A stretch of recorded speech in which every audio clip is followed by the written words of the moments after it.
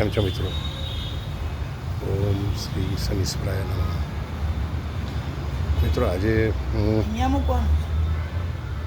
શનિદેવ પાસે ઊભો છું.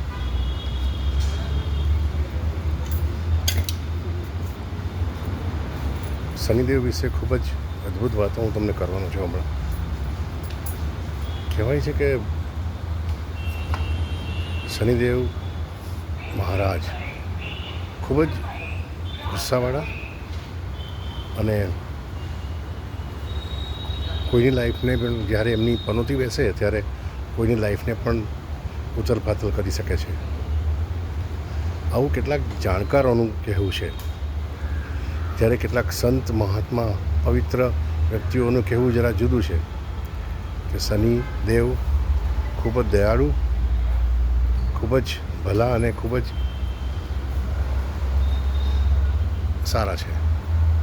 એટલે કે જે લોકોને શનિની પનોતી હોય તે લોકો અહીં મંગળવારે કે શનિવારે તેલ કે અન્ય ચીજ વસ્તુઓ ચડાવવા આવે છે.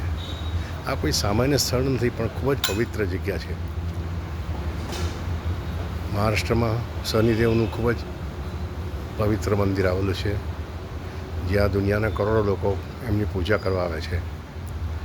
જ્યાં જ્યાં શનિદેવ બિરાજમાન છે ત્યાં હજારો કરોડો લોકો શનિવાર કે મંગળવારે એમની પૂજા કરવા આવે છે. શનિદેવ પાસે કહેવાય છે કે તમે જે વસ્તુ માગો તે વસ્તુ તમને મળે જ છે.